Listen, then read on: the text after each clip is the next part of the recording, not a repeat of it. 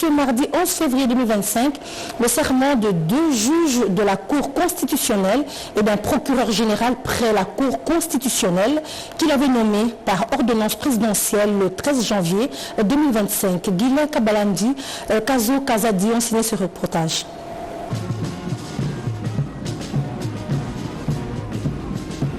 C'est sur pied des articles 10 et 16 de la loi organique du 15 octobre 2013 portant organisation et fonctionnement de la Cour constitutionnelle que la cérémonie de séjour trouve tout son sens.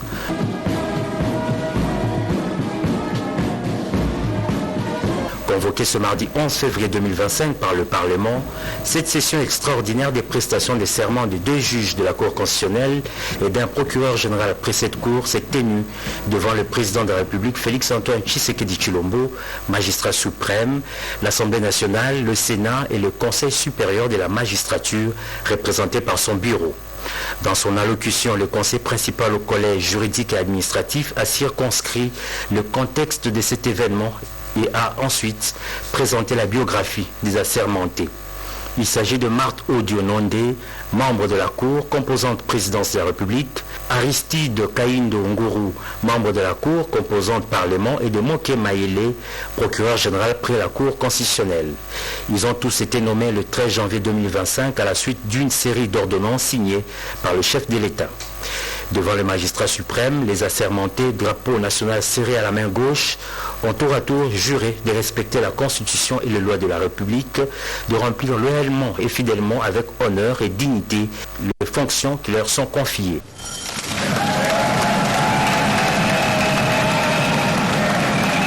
Je jure de respecter la Constitution et les lois de la République démocratique du Congo, de remplir loyalement et fidèlement, avec honneur et dignité, les fonctions qui me sont confiées.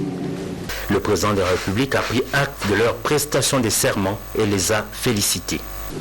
Je prends acte de votre prestation de serment en qualité de procureur général près la Cour constitutionnelle. Mes très sincères félicitations.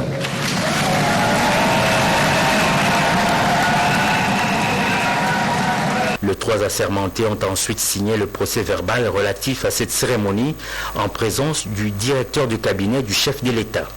Au total, 9 membres composent la Cour constitutionnelle, 3 sont désignés par le président de la République, 3 par le Parlement réuni en congrès et 3 par le Conseil supérieur de la magistrature. Leur mandat est de 9 ans non renouvelable, conformément à la loi organique numéro 13 du 15 octobre 2013 portant organisation et fonctionnement de la Cour constitutionnelle. Voilà, et juste après cette cérémonie de prestation de serment des juges de la Cour constitutionnelle, le président de l'Assemblée nationale, Vital Kamerhe, a réagi. Regardez. Je viens de dire à tous les Congolais, quelle que soit la durée de la nuit, le soleil finit par se lever. Nous vaincrons et le Congo va réaliser son rendez-vous avec l'espérance. Qu'il ne se décourage pas. Soyons tous unis comme un seul homme derrière le président de la République et derrière nos forces armées. Et ayons toujours une pensée pour les populations du Sud Kivu, du Nord Kivu, du Ituri qui souffrent sérieusement. Et évitons des invectives, des insultes et des injures sur les réseaux sociaux. Ça nous divise et ça profite à l'ennemi. Bon, je pense que dernièrement, nous avons tenu une session extraordinaire sur la question. Le Parlement, de manière générale, a fait des recommandations au gouvernement et au président de la République sur la manière d'aborder cette question sécuritaire. Bien entendu, nous sommes de cœur avec nos frères de l'Est du pays, particulièrement à Goma, qui ont subi des atrocités. Mais toutes les recommandations qui ont été faites à ce sujet ont été adressées au président de la République. Non, ce que nous attendons d'eux, c'est l'amour de la patrie. C'est faire en sorte que les standards soient élevés et qu'ils soient vraiment des hommes et des femmes d'excellence, qui soient un modèle, qui soient une sorte de boussole pour eux. Et nous pensons qu'ils sont, après le serment qu'ils ont prêté, devant le chef de l'État et devant toute la nation. Les Congolais doivent s'attendre à ce que les institutions du pays continuent à fonctionner en dépit de la guerre injuste qui nous est imposée à l'Est, que la population ne puisse pas avoir peur. C'est vrai que la situation elle est critique à l'est du pays, mais le pays continue de fonctionner.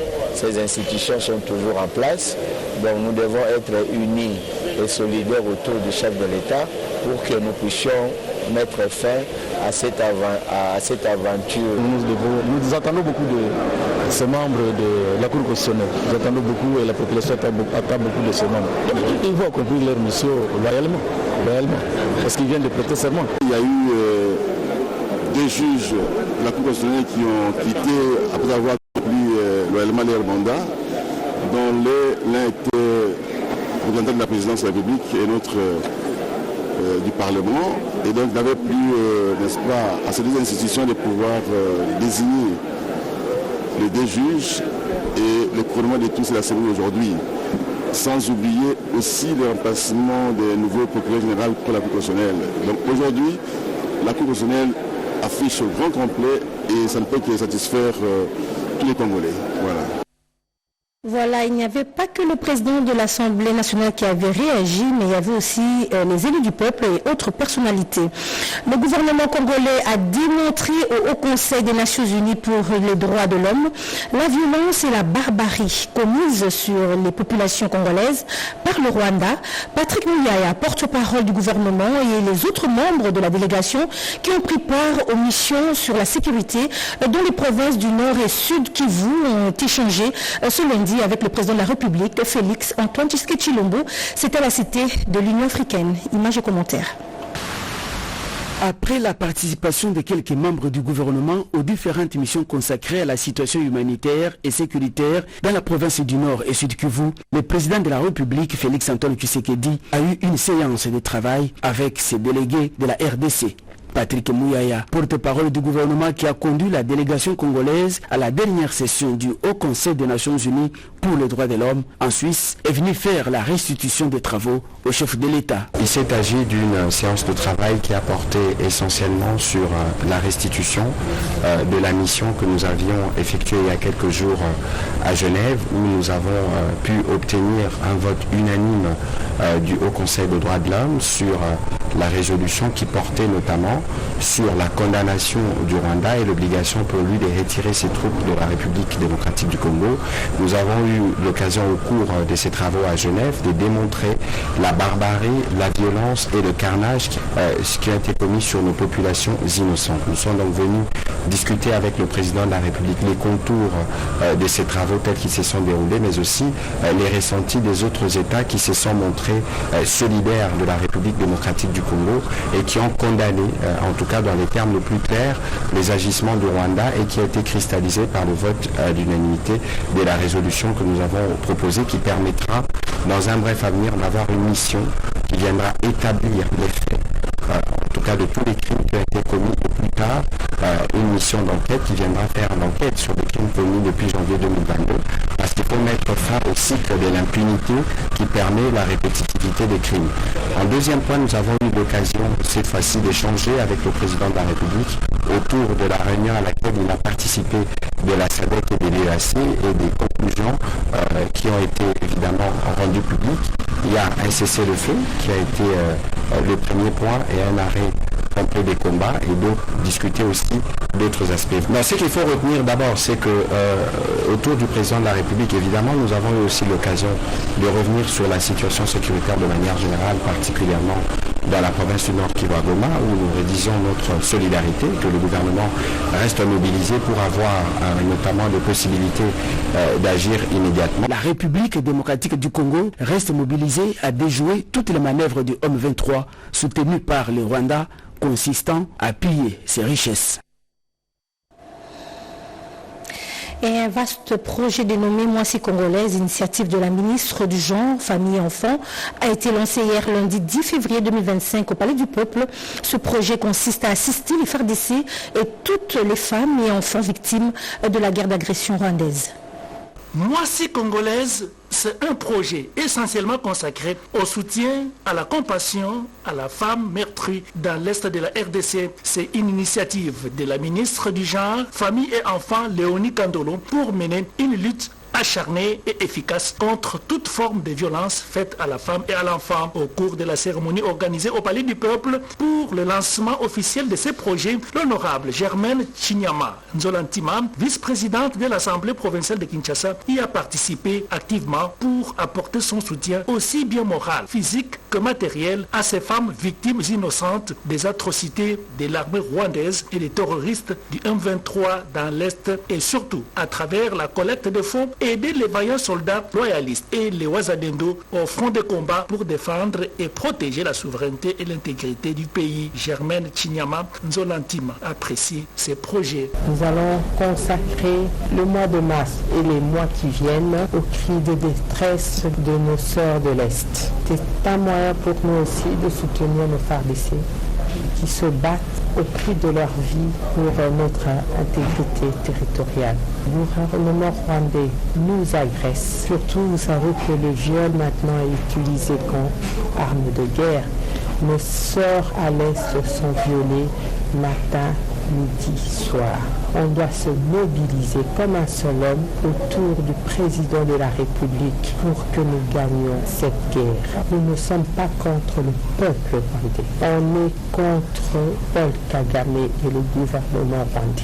Présidée au nom de la ministre par la secrétaire générale au ministère des Gens, Famille et Enfants, cette cérémonie a connu la présence de plusieurs personnalités politiques, la société civile et autres activistes des droits de l'homme. Passons à présent à cet élan de solidarité et prière en faveur des FARDC et de Wazalendo au front par des confessions religieuses dans la province du Lualaba. Toujours dans la poursuite de la série de prières pour la paix à l'est de la RDC, dans la matinée de dimanche 9 février 2025, la gouverneure du Lualaba a communié avec les fidèles de la paroisse Sainte-Anne et Saint-André dans la commune Manika de Kolosi. Un geste marquant le début de la sensibilisation à la série d'activités initiées par elle avec les différentes confessions religieuses dont l'Église catholique dans le cadre de la semaine d'intenses prières pour la paix dans la partie orientale de la RDC. Le père Jean-Claude Mbaz a axé son homélie sur le livre d'Ésaïe chapitre 6 du 1er au 8e verset, exhortant les fidèles à avoir la foi en Dieu en toutes circonstances. La rencontre pour la prière au domaine marial de Kolosi avec les fidèles de l'Église catholique aura lieu le mercredi 12 février 2025 en marge des activités de la semaine d'intenses prières pour la paix à RDC a été annoncé aussi par le père Charles Kongolo, curé de la paroisse. Il a invité le peuple de Dieu à l'union de prière pour les compatriotes qui traversent des moments difficiles à cause de l'agression rwandaise. Comme d'habitude, la femme au grand cœur du Lualaba a contribué financièrement à la construction de cette paroisse qui est en plein chantier. Le même jour, l'autorité provinciale a été l'hôte de l'apôtre Paul Ferdinand Yakatanga de l'Assemblée du plein évangile, nouveau temple de Jérusalem. Le pasteur Paulin Sambo, secrétaire des églises de réveil du Congo, section du Lualaba, a souligné que les représentants des églises de réveil du Congo suivent avec une attention soutenue la situation de l'Est du pays. Il a précisé que l'ERC prie et soutient les forces armées de la RDC, les forces d'autodéfense, Wazalendo, les institutions de la République, ainsi que le chef de l'État, Tshisekedi Tshilombo. Sensibilisation des élèves du complexe scolaire Le Chandelier de la commune de Ngalema sur l'éveil patriotique. C'était l'occasion de conscientiser ces élèves sur l'amour de la patrie et sur les conséquences de la guerre. Rodé Panda signe ce reportage. Les pays qui font la guerre à la RDC initient leurs combattants à la manipulation des armes de la jeunesse. Et l'essence du patriotisme leur est inculquée à l'âge scolaire pour intérioriser comment aimer son pays, rien que son pays. En cette période que la RDC fait face à l'agression rwandaise sous couvert des terroristes du M23, tous les Congolais, de l'enfant à l'adulte, devraient connaître les raisons de cette guerre. Sous l'impulsion du chef de l'État Félix Tshisekedi et de son gouvernement, la ministre de l'Éducation nationale a instruit les écoles de la RDC à exploiter plus les thèmes sur l'éveil patriotique. Aujourd'hui, les complexes scolaires, les Chandeliers, ont répondu à cette recommandation de la tutelle. Les élèves du cycle primaire ont été sensibilisés sur comment et pourquoi aimer son pays, le défendre et le protéger. C'était en présence de parents d'élèves et différentes autorités scolaires et administratives, dont le préfet Petrus Kapila. Au moment où ceux du centre ouest étudient, mais nous avons les tout petits qui n'ont plus droit à l'éducation. Pourquoi? Parce qu'il y a la guerre. Nous demandons aux autorités de prendre toutes les dispositions pour que la paix règne à l'est du pays. Pendant que ces élèves de l'ouest et du centre sont à l'école, ceux du complexe scolaire Les Chandeliers regrettent la situation de leurs collègues qui n'ont plus droit à l'éducation. Les parents ont apprécié cette initiative. La population du Kwilu exprime son soutien aux victimes de la guerre d'agression rwandaise. La commission de réhabilitation et de développement dirigée par le deuxième vice-président de l'Assemblée nationale, Christophe Mbosso, a lancé une campagne de sensibilisation en faveur des FARDC. Images et commentaires. Les paroles seules ne suffisent pas. À la CRD, parti cher à l'honorable Christophe Mbosso Kodiapwanga, deuxième vice-président de l'Assemblée nationale, les membres ont procédé à la collecte de fonds pour subvenir tant soit peu aux besoins du peuple meurtri de l'Est de la République démocratique du Congo. Sous la direction de Nicolas Mbosso Diawe à son président national Haï, sénateur, député, haut dignitaire et haut cadre du parti, le patriotisme était au rendez-vous ce dimanche 9 février 2025 au siège du parti. Pas un Congo sans 1 cm² en moins, le soutien aux FARDC et aux victimes de la barbarie du M23 appuyé par les Rwandais s'étalera durant tout le moment où le besoin se fera sentir, a martelé le président Nicolas Mbosso, qui du reste accompagne la vision du chef de l'État Félix Antoine Tshisekedi Tshilombo. L'élite jeune a le devoir de réfléchir sur le défi immédiat, le cas de la guerre d'agression rwandaise. L'Institut supérieur technologique de Kinshasa a organisé une série de conférences à ce sujet, nous dit Cédric Enina. Il s'agit ici d'une série d'activités qui répondent à la ligne édictée par les ministères de l'enseignement supérieur et universitaire durant cette période de la guerre d'agression imposée par le Rwanda.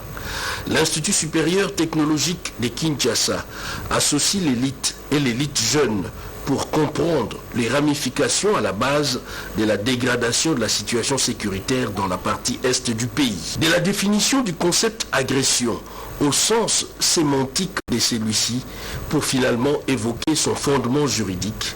Tout a été dit, pensé et réfléchi. Il s'est agi de montrer aux étudiants, de donner un peu les différentes théories qui concernent la guerre d'agression, la définition même de la guerre d'agression et même les fondements juridiques. Il a fallu chuter par les devoirs du citoyen pour la défense des intérêts. Je demande à tous les Congolais de se mettre debout, de croire à la patrie de la RDC, de croire aux efforts de nos vaillants militaires qui sont au front, et nous-mêmes, nous ne devons pas les laisser sans les appuyer. Nous donnons ce que nous faisons aujourd'hui, constitue aussi à encourager nos vaillants militaires pour leur donner de l'espoir, pour leur faire croire que ce qu'ils font, c'est vraiment bénéfique pour notre pays et ça va profiter à la RDC et à tout le monde.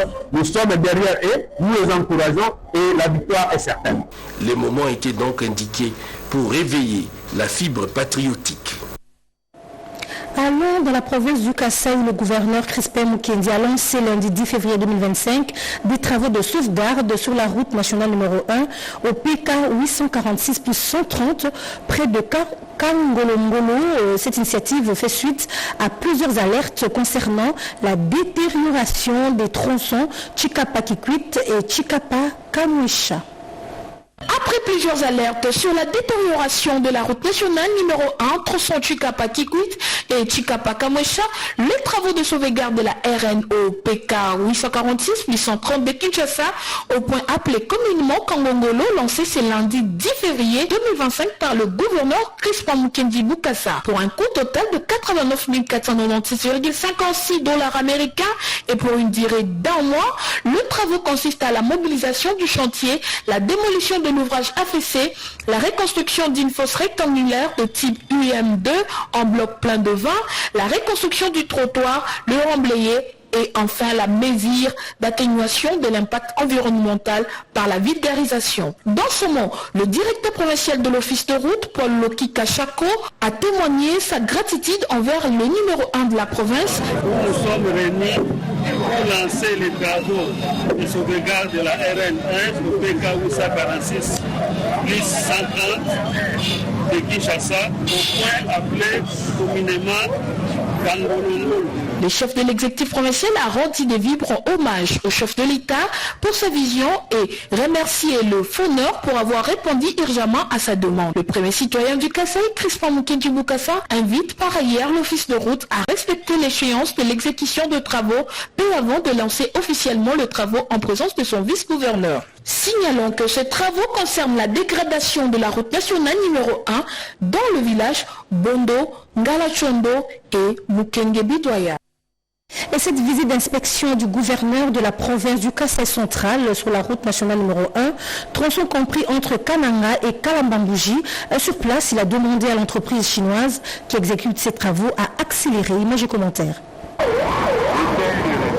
En visite d'inspection de la route Kalambambouji, ce samedi 8 février 2025, le gouverneur du Kasaï central a enchaîné sa randonnée au village Mufouta, près du centre de Boulambula, groupement Katende Bakwamwaza, en passant par le village Kanomaï à Kamboli, où le lancement des travaux de praticabilité de cette voie était intervenu il y a environ 2 semaines. Ici, l'entreprise chinoise a procédé au traitement de points chauds et la suppression de mobiliers. 17 km au total, en raison d'un jour, ont déjà subi une nouvelle couche. Jadis pénible, la circulation devient aujourd'hui fluide dans ces tronçons, comme en témoignent les usagers.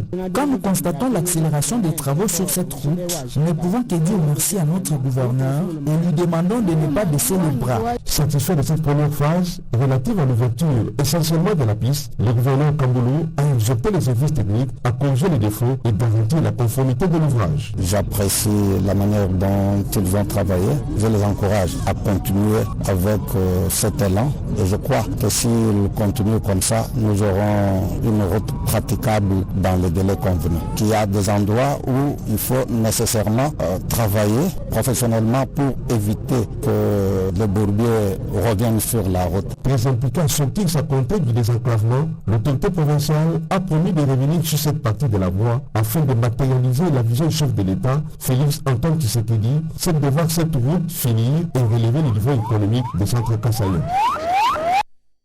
Restons à la province du Kasaï central où il y a eu lancement des travaux de construction d'une nouvelle ferme pénitentiaire à Kananga et ces travaux sont financés par le gouvernement provincial.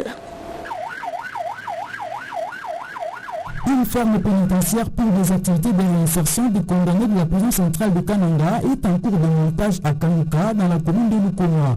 Samedi 8 février 2025, le gouverneur du Kasaï central s'est rendu au site situé à environ 15 km du centre-ville pour constater le début des travaux. Financés par le gouvernement de la Suède, les travaux d'érection de cette ferme qui s'établit sur un espace de près de 30 hectares sont suivis par le programme des Nations Unies pour le développement PNUD et vont durer 6 mois, a précisé Maître Alain Kateta, chef de bureau PNUD Kananga. Il parle des ouvrages qui seront construits et c'est à quoi va servir cette ferme. On va clôturer de manière partielle la concession. Il y a le hangar et les toilettes qui seront construites ici. Il y a aussi le forage d'eau et des bornes de fontaine, de sorte que ceux qui viendront travailler en série devront s'approvisionner en eau potable sur place. Et le hangar pourra servir à l'entreposage de certains matériaux. Ce sont des champs pour la prison centrale de Kananga. Et c'est un projet de la division provinciale de la justice, un projet du gouvernement. Nous, on ne fait qu'apporter notre appui. Ce sont des condamnés. Ils apprennent en même temps le travail pour se réinsérer dans la société. Déterminé à alléger les conditions de vie des détenus et condamnés de la prison centrale de Kananga, le gouverneur Joseph Niskambounkoko a salué l'implémentation de ce projet. Il s'est engagé, comme dans ses habitudes, à suivre de près son exécution avant d'appeler les entreprises à respecter les clauses. À Kinshasa, une nouvelle équipe à la Commission nationale de prévention routière, SEMPER, elle vient d'être installée par le secrétaire général au transport. C'était au terme d'une cérémonie de remise-reprise avec le comité sortant. Eric Kabamba a signé ce reportage. Un fils maison désormais à la tête de la Commission nationale de prévention routière. Bienvenue Mounia Soubi vient officiellement au cours de cette cérémonie prendre possession de son nouveau fauteuil. Il remplace à ce poste Robert Matalatala comme président de cette commission. Comme lui, d'autres membres de son comité, notamment le directeur technique et financier, sont aussi installés. Une cérémonie présidée par le secrétaire général au transport qui a remercié les comités sortants pour les efforts et le travail abattu et appelle les nouveaux comités à poursuivre dans le même élan. Dans une structure, surtout lorsqu'on occupe de grandes responsabilités, ce n'est pas facile. Et surtout lorsqu'on a fait longtemps, je sais que le président Mataratal a fait longtemps ici, tantôt président, tantôt vice. Le nouveau président de la CNPR, Bienvenu Mounia Soubi, appelle tous les personnels au travail pour une réussite totale de la mission lui confiée. Ce nouveau comité a été nommé sur base d'un arrêté ministériel signé par le vice-premier ministre en charge des transports, Jean-Pierre Bemba Gombo.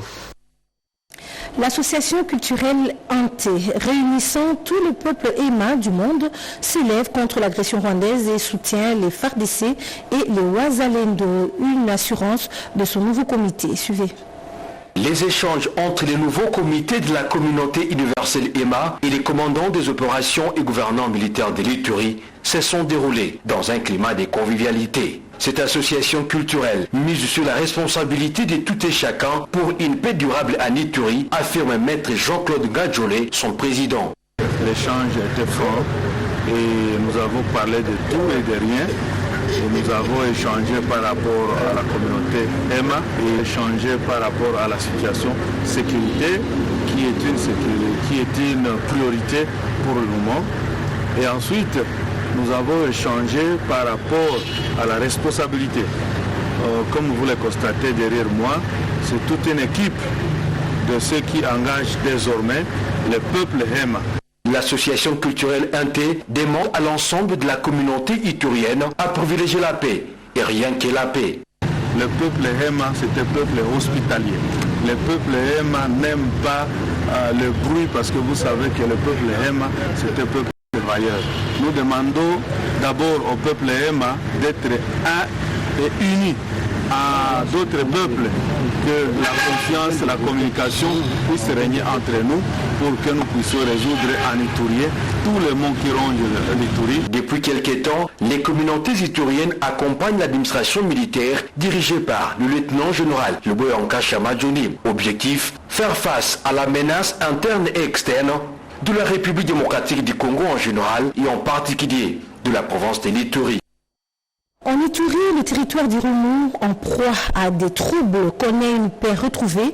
Grâce à l'administration militaire, l'église catholique du diocèse de Bunia, désireuse d'améliorer son image, a annoncé la réhabilitation de sa paroisse prévue dans 8 mois. Les travaux ont débuté ce lundi 10 février 2025.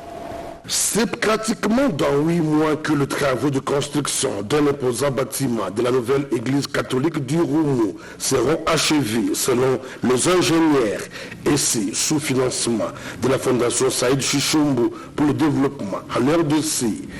La cérémonie de la pose des premières pierres de ces bâtisses et d'une messe de bénédiction ont été présidées ce lundi par l'évêque catholique du diocèse de Bunia, Monseigneur Dieudonné Uringi Uchi, qui dans son homélie a encouragé les chrétiens catholiques à parachever cette œuvre du Seigneur.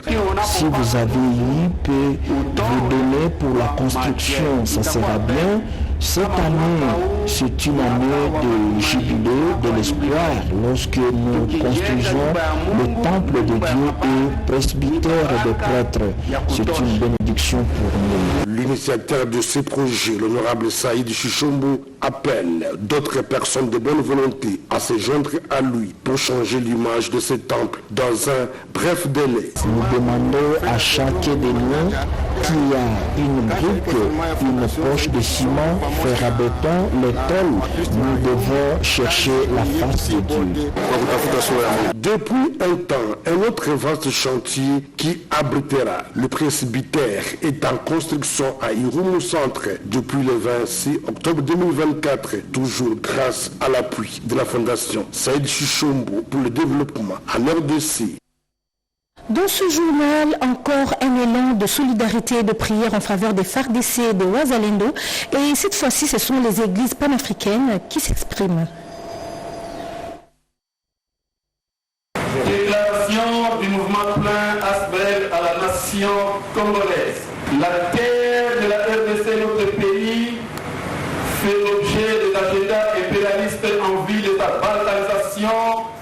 et de sa disparition en tant que nation, peuple et culture.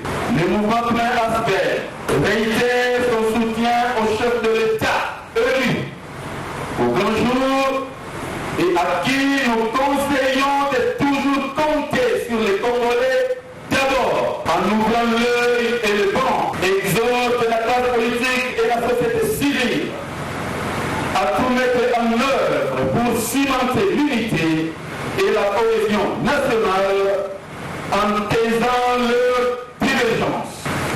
Condamnant les forces impérialistes extérieures ainsi que leurs laquais à l'interne et à l'externe qui bravent le principe du droit international et vivant. Exprimons notre soutien aux FARDC, nos vaillants Ouazalendo, nos services de sécurité et tous les amis sincères de la RDC qui travaillent pour notre libération réelle.